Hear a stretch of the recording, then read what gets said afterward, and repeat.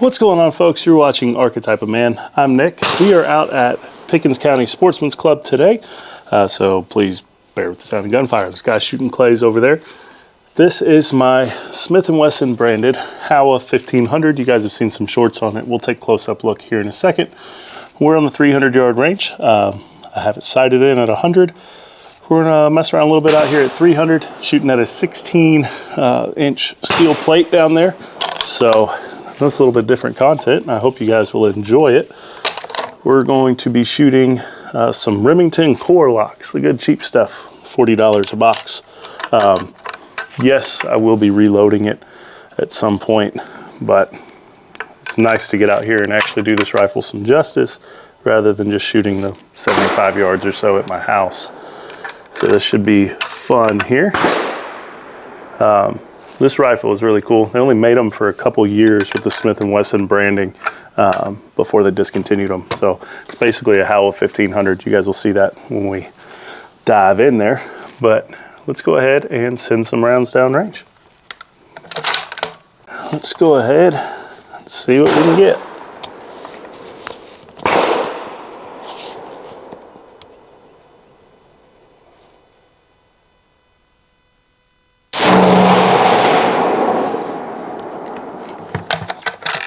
Hit.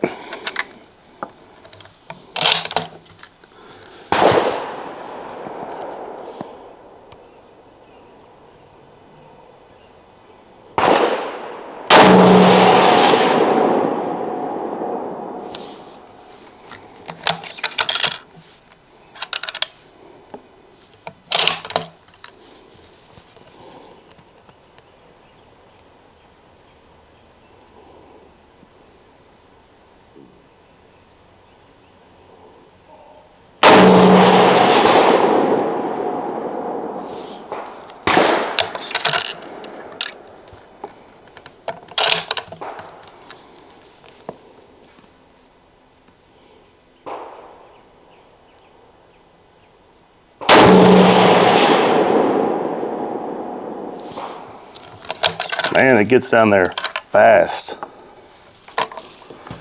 And that's all the 180 grain ammo I brought with me.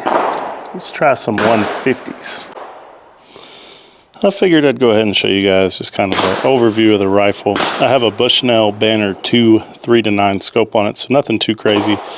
It does have iron sights, which you can see there, and the rings that came on it are the see-through rings, which is very cool. We'll go ahead and flip her over a little bit. So there's your iron sight radius. Not great, but I'd rather have irons than not. And the see-through rings are cool. They're actually Holden iron sighter rings. So they were on here when I got it. It had a Tasco scope on it that I removed and put this Bushnell Banner on there.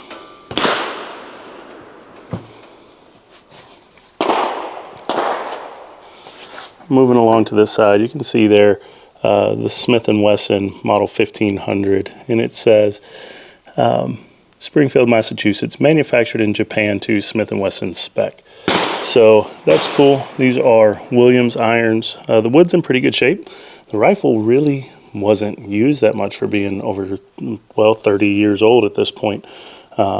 So I got it for 600 bucks, which I really can't complain about. Didn't have a 30-06, so now I do. It's kind of an all-American round to have for sure.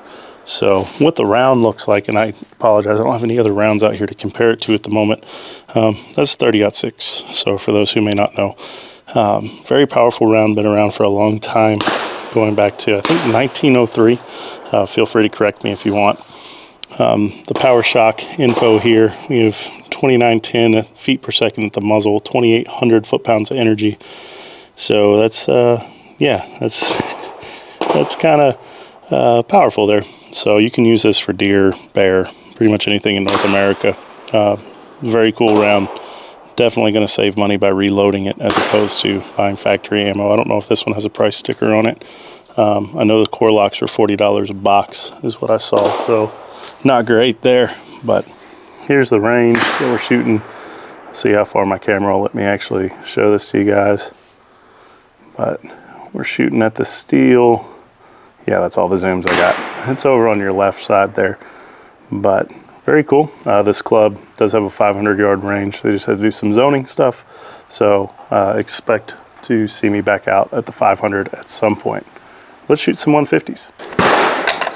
So one of the neat things, at least to me, about 30-06 is just how prevalent the ammo can be. Obviously, you go through ammo shortages and things like that. But there's a lot of guns chambered for it, everything from 1903 Springfields. Just about every manufacturer makes some kind of 30-06. So it's a round that's not going to go anywhere, despite having been around as long as it has. It holds 5 rounds, so I forgot to mention that. And you do have a 4-plate release, so you can just drop that rather than have to cycle all the rounds out. All right, let's see what my difference is compared to those 180s.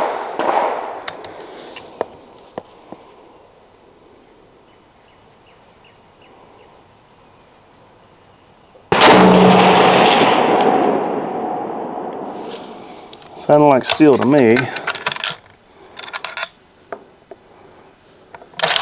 I'm doing the FUD thing here, not letting my brass hit the ground. Less picking up later.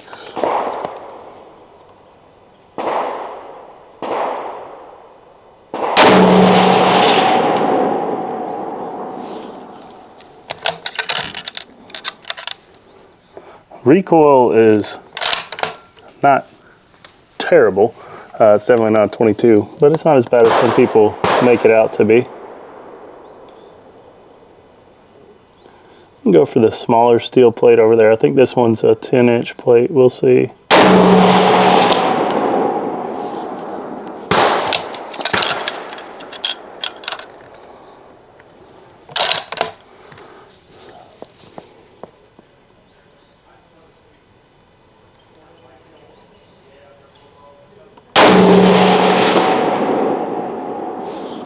Look like impact to me.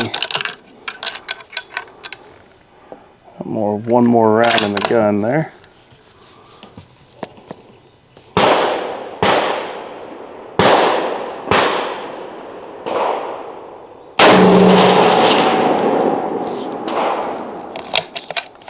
Oh man, such a beautiful rifle too. So the way you load this thing, pretty straightforward. Pull the bolt to the rear, leave it open, and just load it through the top like so. Push your rounds in, and then they just kind of align themselves in there. So 5 rounds, not too shabby. A lot of energy in a 30-06. So it's kind of easy to see why they've been as popular as they have been for as long as they have been. This little sling I have on here, this is a Butler Creek sling, if you're interested. It has shell loops, so I have 4 rounds on board, which I think is cool. But definitely looking forward to working up some hand loads for this. This is one of those calibers where you absolutely will save money. If you saw my short about not saving money reloading, 30-06 you will. Maybe. It depends on how much more you shoot because you're reloading, I guess. All right, let's fire these off.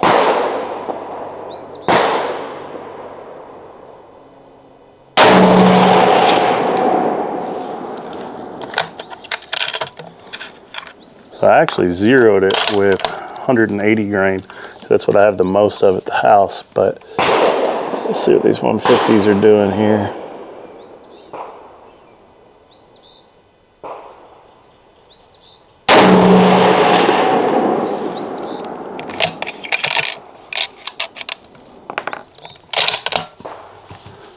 The bolt on this thing is just butter.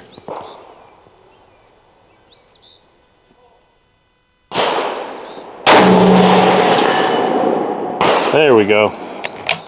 Figured out where to hold now, I think. Let's see if it's repeatable.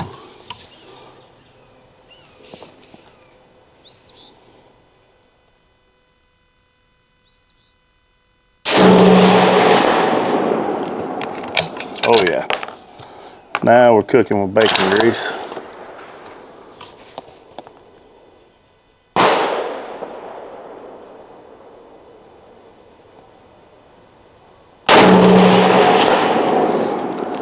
Man, it moves that plate down there. I wish I had more zoom on this camera and I'd show it to you.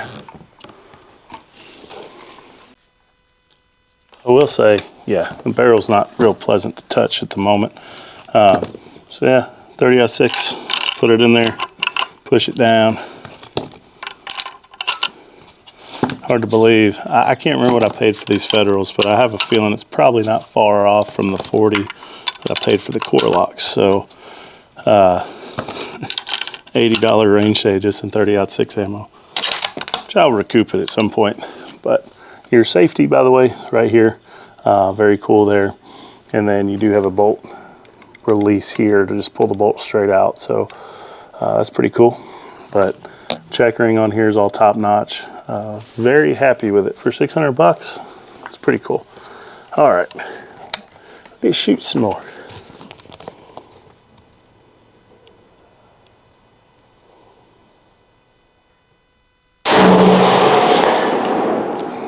God bless. I hope the camera picks up that audio of it whacking that plate. That's pretty cool.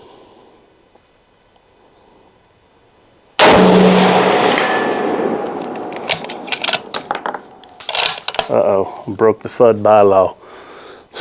Brass has hit the ground.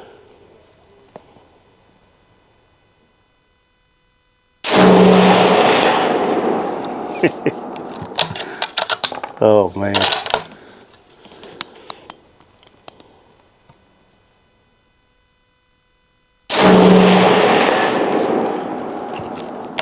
We're wearing it out down there. Ooh, hot brass. And that is the first issue I've had. Let me just make sure I didn't shove that. Okay. Well, make sure I didn't shove the bullet down into the case. That would have been not good. All right, let's see here.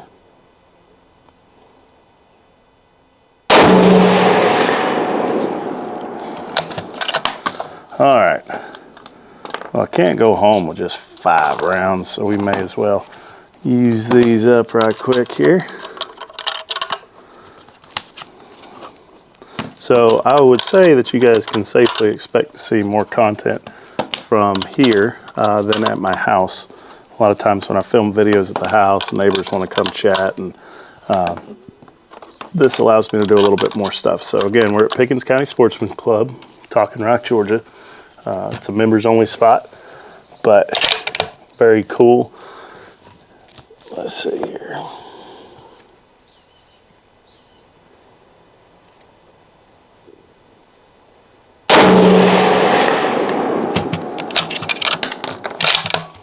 Nice. All right, let's see if I can get that smaller one this time.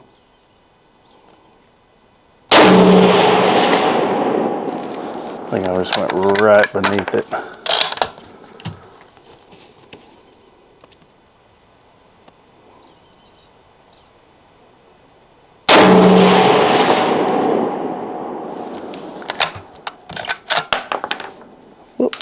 All right, reach back out there.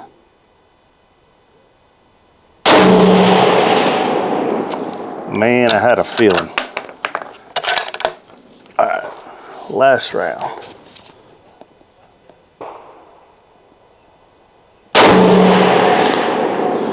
Hey, there we go. All right, guys, Smith and Wesson Model 1500, basically a Howa 1500. Very cool, only made from, I think, 1983 to 1984. I'll put some more information down in the description if you're interested. Very cool gun. I like that it has irons. A lot of bolt actions these days have gotten away from that. So that's kind of refreshing to see. But if you have any 30-06 experiences you want to share, drop them in the comments. Tell me your favorite 30-06 rifle. And I know I'm asking for a fight in the comments, but what's your favorite 30-06 ammunition for whitetail deer hunting? All right, guys, stay safe. Keep shooting. I'll see you next time.